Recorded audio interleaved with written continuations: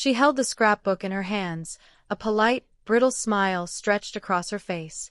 It was a year of my life, a history of the home I had given them, bound in leather and love.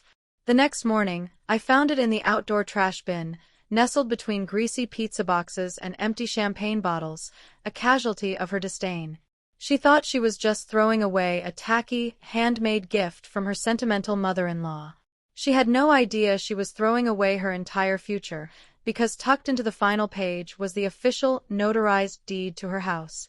This is the story of a gift that was rejected and a lesson that was learned far too late. If you believe that some things are priceless, subscribe now and hit the notification bell, because you are about to see the true cost of ingratitude. The air in the dining room was thick with the scent of roasted turkey and expensive wine. It was their 5th wedding anniversary, and I had been invited to their home, the home I had helped them buy, for an intimate celebration.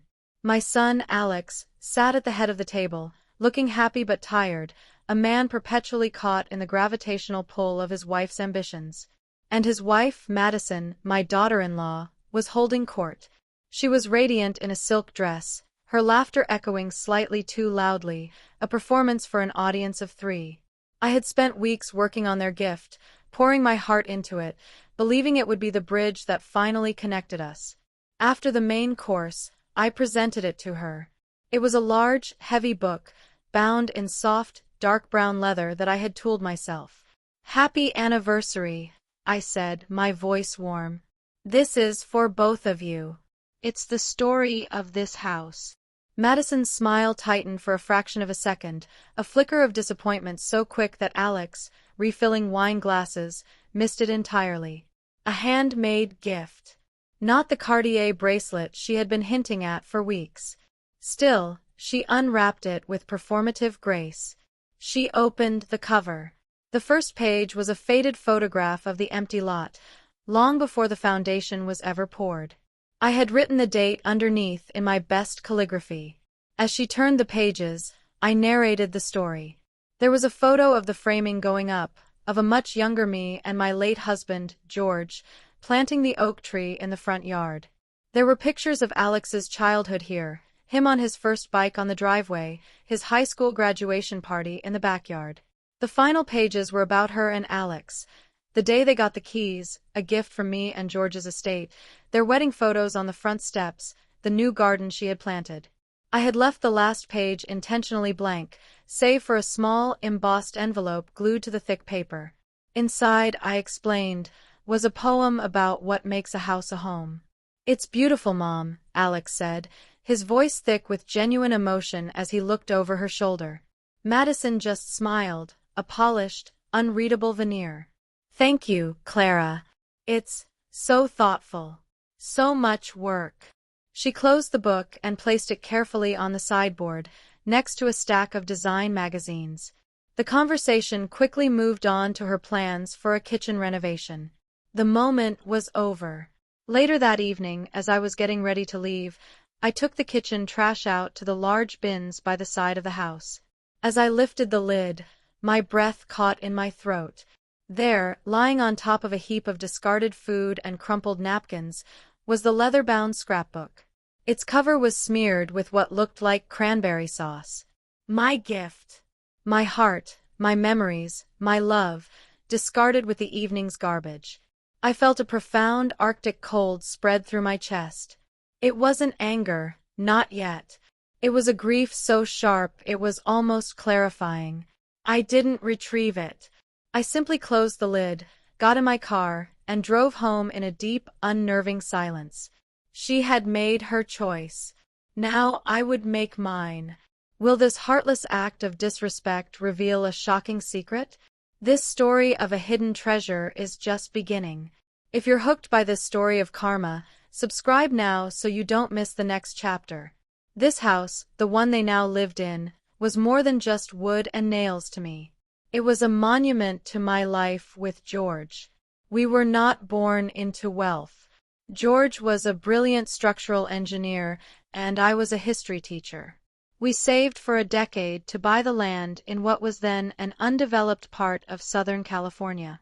George designed the house himself, and we poured every spare dollar and weekend into building it. It was our fortress, our sanctuary, the heart of our family. George had a quiet, unshakable belief in tangible assets and the value of hard work, a core American value he hoped to pass on to Alex. When he died, he left me not just comfortable, but wealthy, with a portfolio of properties and investments that our children knew nothing about. They saw the result of his work, the nice house, the comfortable life, but they had no concept of the struggle it took to achieve it. Alex, my son, is a good man, but he is a gentle soul who avoids conflict at all costs. He saw the best in everyone, a trait that, when it came to his wife, bordered on willful blindness. He loved Madison, and for the sake of peace in his marriage, he often downplayed or ignored her more glaring faults. He saw her ambition as drive, her materialism as having high standards. He was the buffer between us, constantly trying to smooth over the jagged edges of our two vastly different worlds. Madison's world was built on image. She came from a family that had always struggled financially, and she was now fiercely determined to erase any trace of that past. She measured her life's success by its Instagrammability. To her, value was a number on a price tag. A designer handbag was a declaration of success. A handmade gift was a symbol of the very smallness she had spent her life trying to escape. She didn't just dislike my sentimental gifts, she was actively embarrassed by them. They were a reminder of a world she felt was beneath her, a world of thrift and heartfelt gestures rather than lavish displays. My continued presence in their life was a necessary evil. I was the source of the seed money for their lifestyle. I had given them the entire down payment for their house, a fact Madison conveniently forgot, but my taste, my values, my very essence, were a threat to the carefully constructed brand of elite success she was trying to build for herself and, by extension, for my son. The morning after the anniversary dinner, my quiet grief began to crystallize into a cold, hard plan. The disrespect was not a simple oversight, it was a statement. Madison had declared my love, my history, and my values to be literal garbage. So, I decided to take her at her word. The conflict began not with a confrontation, but with my strategic silence. I didn't call to rage or cry. I simply stopped being the endlessly available resource they had come to take for granted. My weekly calls to Alex went unanswered by me. My offers to babysit their dog when they went on weekend trips ceased.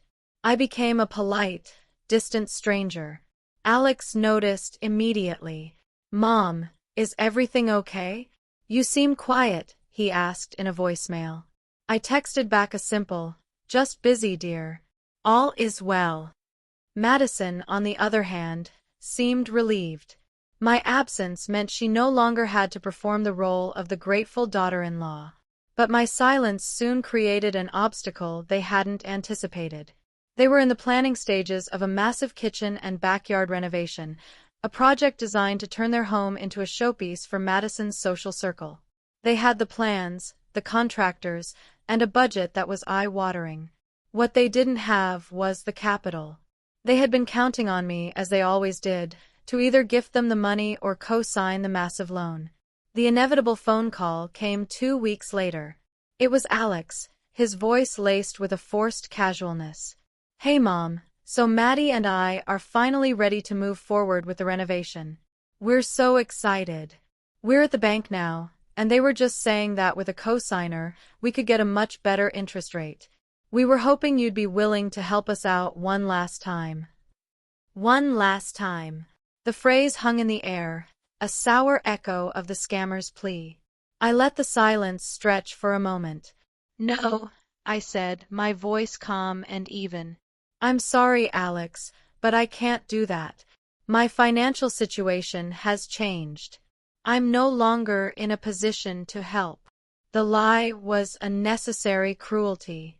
The silence on the other end of the phone was one of pure, stunned disbelief.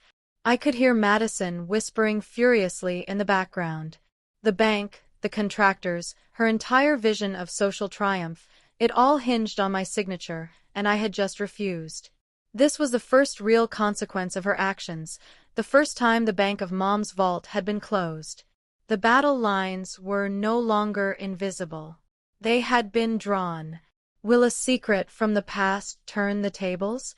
My refusal to fund the renovation sent a shockwave through their marriage. The project wasn't just a whim. For Madison, it was a critical component of her social climbing. She had already promised her friends a lavish reveal party and had lined up a feature on a popular local design blog. The failure to proceed was a public humiliation for her, and she placed the blame squarely on me. This introduced a new layer of pressure and a ticking clock, Madison's self-imposed social deadline. The subplot that solidified my resolve involved my late husband, George. I spent an afternoon in the attic, going through his old things. In a locked metal box, I found his personal journals. I read about his dreams for the house, his hopes for Alex. But I also found his financial ledgers and a letter addressed to me, to be read after his death. In it, he expressed his love for Alex but also his deep concerns about his son's lack of financial discipline and Madison's insatiable materialism. "Be his mother, Clara, but don't be his safety net forever," George had written. "Our wealth is a tool, not a crutch. Use it to teach him the lessons I'm no longer here to teach." Reading those words felt like a direct endorsement from the man I loved and trusted. It was the validation I needed, dispelling any lingering guilt. This was not an act of petty revenge. It was the fulfillment of George's final wishes. It was a lesson in value, a lesson they had both desperately failed to learn. My sister Mary, who was my only confidant in this, provided another layer of support. "You gave them a home, Clara," she said fiercely over the phone. "If she doesn't respect the history, she doesn't deserve the house." George would agree. The pressure from Alex and Madison intensified. They moved from pleading to demanding. Madison began sending me passive-aggressive texts with links to loan applications, as if I would suddenly change my mind. Alex left long, rambling voicemails, torn between his wife's demands and his confusion over my sudden change of heart. They were trying to wear me down, to force me back into the role of the compliant matriarch. They had no idea that I was no longer that woman. I was George's executor, and I had a lesson to deliver. The breaking point came on a Saturday afternoon. They showed up at my house unannounced. It was the first time they had come to see me, rather than summon me, in months. They didn't come bearing apologies. They came with an ultimatum. Alex looked miserable, a hostage in his own life, but Madison was a woman on a mission. "Clara, we need to talk about this," she began, her voice sharp and devoid of any warmth as she stood in my living room. "This renovation is important to us. For our future. Your refusal to help is, frankly, it's selfish. After everything Alex and I have done to maintain that house," I cut her off. My voice was quiet, but it sliced through her tirade like a shard of ice. "What have you done, Madison? Besides live in it? I was the one who paid the down payment. I was the one who paid for the new roof last year. I was the one who—" "You're living in the past," she exploded, her carefully crafted composure finally shattering. "You think you can control us with your money, with your gifts? I saw that scrapbook you made. That ugly, pathetic book. It's junk. It's the kind of thing people with no money and no taste make to feel better about themselves. I threw it in the trash where it belonged, and I'd do it again." The raw, unfiltered venom of her words filled the room. This was the turning point. It wasn't just about the scrapbook anymore. It was about the deep, festering contempt she had for me and everything I represented. But the true pivot in this scene was not her outburst. It was my son's reaction. For the first time, Alex looked at his wife not with love, but with a dawning horror. He had heard the stories, the subtle digs, but he had never witnessed the full, unvarnished ugliness of her character. He couldn't explain this away. He couldn't excuse it. He just stared at her, his face ashen, and the foundation of his marriage began to crack. I didn't react to her outburst. I simply looked at my son. "Is that how you feel, Alex? That my love is junk?" He couldn't answer. He just looked at the floor, a broken man. I knew then that my next step, the final, devastating one, was not just necessary for me.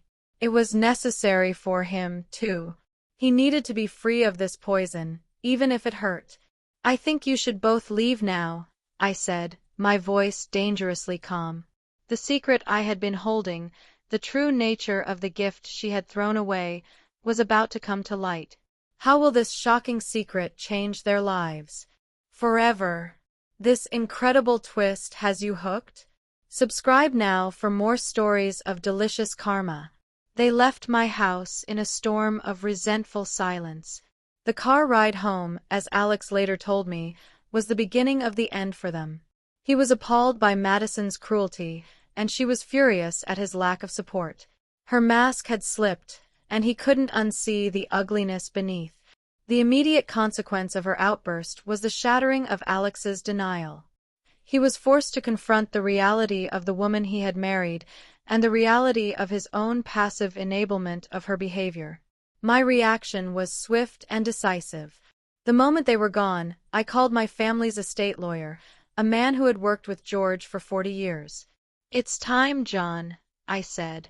"Please proceed as we discussed." There was no hesitation. The legal wheels were set in motion. I felt no rage, no desire for a screaming match. I felt a profound, sad sense of finality. Madison had thrown away more than a book. She had thrown away her last chance. The repercussions for them began subtly. Alex tried to call me a few times, his voicemails full of stammering apologies for Madison's behavior. "She was just stressed, Mom. She didn't mean it." But his words lacked conviction. He was trying to rebuild a bridge that Madison had just napalmed. Madison, for her part, doubled down. She went on a massive shopping spree, a desperate attempt to soothe her wounded ego with luxury goods, pushing their credit cards to the limit. She was acting like a queen who had just won a battle, completely oblivious to the fact that she had just lost the entire kingdom. The true consequences of their actions were not yet visible to them, but they were already in motion, as silent and unstoppable as the tide. My journey in the following week was one of quiet, determined action. It was a period of overcoming my own grief, not just for my husband, but for the son I had lost to this toxic marriage and the daughter-in-law I had tried so hard to love. The challenge was to separate my love for my son from the responsibility I felt for his happiness. George's letter was my guide. I was not abandoning Alex. I was finally giving him the chance to become a man, a chance he would never have as long as he was financially and emotionally tethered to me and Madison's whims. My growth was in reclaiming my own power, not just as a mother, but as the matriarch of the Sterling family. I was the one George had entrusted with our legacy. For years, I had wielded that power passively, using it to make my children's lives easier. Now I was learning to wield it actively, to protect the values George and I had built our lives on: respect, gratitude, and an understanding that a home is earned, not just given. I drafted a new will with my lawyer, established a charitable trust in George's name, and started making plans for my own future, a future that did not revolve around my children's needs. The transformation was liberating. I was no longer a victim of their disrespect. I was the architect of their long-overdue education. Alex, meanwhile, was facing his own brutal path to growth. He was forced to look at his marriage without the comforting blanket of denial.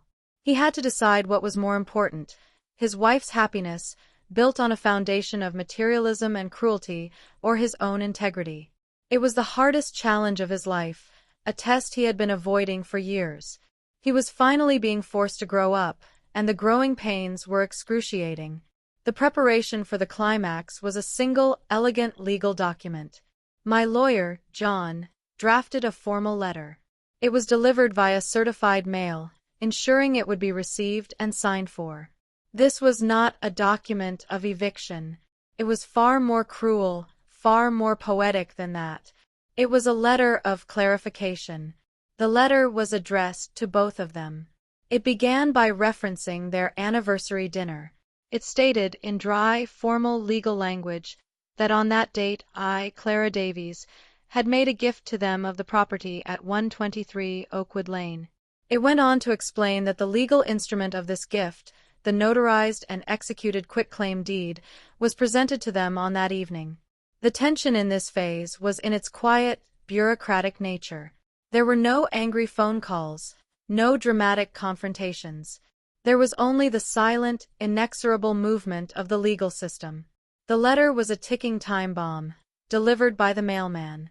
I pictured the scene. Madison, seeing a letter from a law firm, would likely assume it was another attempt by me to discuss the renovation loan. She would open it with a sigh of annoyance, completely unprepared for the contents. They thought the conflict was about a renovation. They were about to discover the conflict was about everything. The final confrontation will reveal everything, won't it? The letter arrived on a Tuesday. As I had imagined, Madison opened it. Alex was at work. She read the first paragraph, a confused frown on her face. Gift of the property? She read on. The instrument of transfer, the notarized quitclaim deed, was contained within the handcrafted scrapbook presented to you on the evening of your anniversary. The words didn't compute at first. She reread the sentence. And then again. A cold, sickening dread began to pool in her stomach. The scrapbook. The ugly, pathetic book she had thrown in the trash. She remembered my words as I gave it to her, something about a poem in a small envelope on the last page. She had never even looked. The climax was not a shouting match. It was a frantic, silent, desperate search. She tore through the house, her heart pounding in her chest. The sideboard where she had placed it? Empty. The closets? No. The garage? She ripped through boxes, a wild, panicked look in her eyes. Nothing. She remembered the feel of the heavy book in her hands as she had dropped it into the bin. She remembered the satisfying thud it made as it hit the bottom. She ran outside to the trash bins, her hands shaking so badly she could barely lift the lid. They were empty.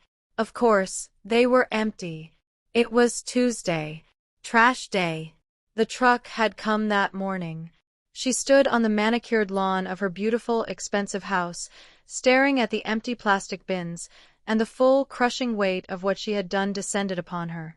She had, with her own 2 hands, thrown her house in the garbage. When Alex came home that evening, he found her sitting on the front steps, the lawyer's letter clutched in her hand, her face a mask of utter devastation. She didn't need to say a word. He saw the letter, he saw her face, and he understood. The vengeance was complete. It was a self-inflicted wound, a perfect, karmic circle of her own making. The legal fallout was simple and brutal. The gift had been offered, and through its disposal, it had been rejected.